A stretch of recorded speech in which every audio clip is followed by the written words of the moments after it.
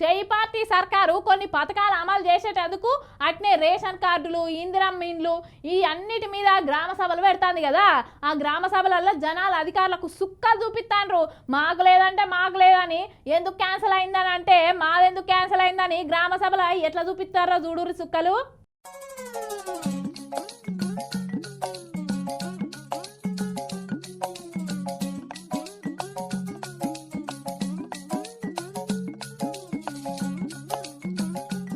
ఇది రైతు బంధు ఏది రుణమాఫీ ఏది మీరు ఇస్తామన్న 6 గ్యారెంటీ లేవని చెప్పేసి పొట్టు అరుచుకుంటున్నారు కదా గ్రామ సభలలో పోతే అధికారులను ప్రజలు ఏ ఊళ్ళో చూసినా గ్రామ సభలలో లొల్లే అర్హులైన వాళ్ళకి ఇల్లు ఇస్తలేరు అని ఇగో ఇటు చూడు రంగారెడ్డి జిల్లా కొత్తూరు మండలం మల్లాపూర్లా గ్రామ సభలలో మా పేరు రాలేదని చెప్పేసి ఏకంగా గ్రామ సభలు ఉన్న లిస్టుని ఎత్తుకపోయిందట ఒక దొంగ అగో ఎంకలాడుతున్నారు చీకటి పూట్ల.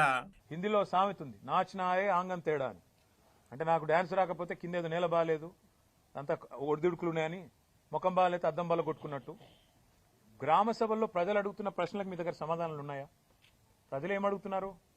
100 రోజుల్లో 6 గ్యారెంటీలు అన్నారు, ఏమైందని అడిగారు. ప్రజలు ఏమడుగుతున్నారు? రుణమాఫీ సంగతి ఏమైందని అడుగుతున్నారు. రైతు బంధు ₹1 ఇప్పటిదాకా వేయలేదు, మీ ప్రభుత్వం వచ్చినాక ఎందుకు వేయలేదు అని అడుగుతున్నారు. వాటికి సమాధానం చెప్పే సత్తా మీ కాడ లేకపోతే మేమేం చేస్తాం? ప్రజలు ఇంకొక మాట కూడా అడుగుతున్నారు. 1,06,00,000 దరఖాస్తులు తీసుకున్నారు మీరు ప్రజాపాలన పేరిట డిసెంబర్ 23లో. ఆ దరఖాస్తులు ఇచ్చినాం కదా రేషన్ కార్డులకు రైతు భరోసాకు మళ్ళెందుకు దరఖాస్తు పెట్టాలని అడుగుతున్నారు. ఎవరు తప్పిది? ఆ దరఖాస్తులు ఎక్కడ పోయినాయి? ప్రభుత్వం దగ్గర సమాచారం లేదు. అందుకే ఇవాళ మీరు రాష్ట్ర ప్రభుత్వాన్ని అనేది ఏమంటే మీరు పరిపాలనలో నిమగ్నం కండి. మీరు ఇతరత్ర కార్యక్రమాలు బంద్ పెట్టి ప్రజలకు మేలు చేసే కార్యక్రమాలు గ్యారంటీల అమలు వాటి మీద మీరు దృష్టి పెడితే ఈ నిరసనలు మీకు తప్పుతాయి. లేకపోతే మాత్రం ఇవాళ ఎక్కడన్నా ఒక్క టీఆర్ఎస్ నాయకుడు పాల్గొన్న దాఖలాలు మీరు చూపెడతారా? ఎక్కడికక్కడ ప్రజలు మరలబడుతున్నారు, టెంట్లు ఊలగొడుతున్నారు. రేపు ఇదే తీరుగా కొనసాగితే గవర్నమెంట్ ను కూడా ఏదో దశలో ప్రజలు వాళ్ళు ఖచ్చితంగా తిరస్కరిస్తారు. ఇంకో ఇటు చూడుర్రి కరీంనగర్ జిల్లా గన్నవేరు మండలంలో అక్క ఎట్లెడుతుందో ఇందిరమ్మ ఇల్లు రాలేదని అగోమే అర్హులం సారు జర మాకు ఇల్లు ఇరా అని చెప్పేసి కాళ్ళ మీద కూడా పడ్డదట. ఎంత తిప్పలు వచ్చింది చూడు రిపబ్లిక్ ఇందిరమ్మ ఇల్లు వచ్చి.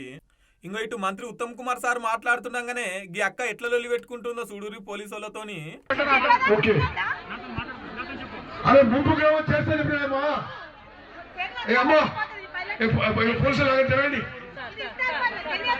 ముంపుకి చేస్తాము. ఇంకో ఇటు చూడుర్రి ఇందిరమ్మ ఇండ్లు ఇత్తలేరు అని చెప్పేసి ఈ అన్న ఏకంగా టవరే ఎక్కిండుగా చెప్తుండే నుర్రి.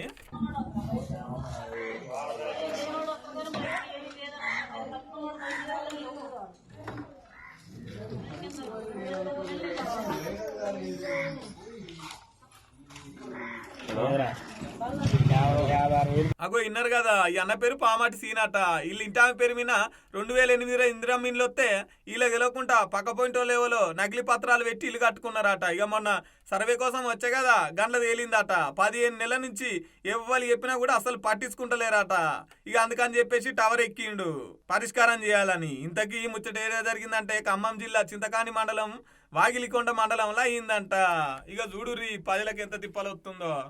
మా ఆవిడ పేరు మీద పామర్తి లక్ష్మీ తిరుపతం పేరు మీద 2008లో ఇందిరమ్మ స్కీమ్లో ఇల్లు మంజూరు అయిందంట. ఆ ఇంటిని మాకు తెలియకుండా గతంలో మా ఊరికి చెందిన వాళ్ళే పామర్తి కళావతి వైపాప్ శ్రీనివాసరావు అనే వ్యక్తులు నకిలీ ధ్రువపత్రాలు పెట్టి కట్టుకోవటం జరిగింది. ఆ విషయం మాకు కేసీఆర్ గారు పెట్టిన డబుల్ బెడ్రూమ్ స్కీమ్లో భాగంగా సర్వేకి వచ్చినప్పుడు అధికారులు తెలిపారు. మేము గతంలోనే ఇందిరమ్మ ఇల్లు మంజూరు అయినట్టు మేము కట్టుకున్నట్టు తెలిపారు. కానీ మేము గతంలో కొన్నటువంటి పాత పెంకిటింట్లో మేము ఉంటున్నాము. ఈ విషయాన్ని 15 నెలలుగా కలెక్టరేట్కి మరియు అన్ని ఆఫీసులకి చుట్టూ తిరిగి 15 నెలల నుంచి తిరుగుతున్నా అయినా కానీ అధికారులు ఇంతవరకు అది నా సమస్యను పరిష్కరించలేదు. ప్రజాపాలన అంటే ప్రజలంతా సుఖంగా ఉంటారు, ప్రజలు అందరినీ ఒక తీరుగానే చూస్తామన్నారు. కానీ ఈ ఇందిరమ్మ ఇండ్లల్లా అసలు అర్హులైన వాళ్ళకి కాకుండా పక్క పొంటి వాళ్ళకు ఎకరాల భూమి ఉన్న వాళ్ళకు డబ్బులు ఉన్న వాళ్ళకు ఇండ్లు ఉన్న వాళ్ళకే ఇస్తున్నారు అని చెప్పేసి కొంతమంది బాగానే గరం అవుతున్నారు.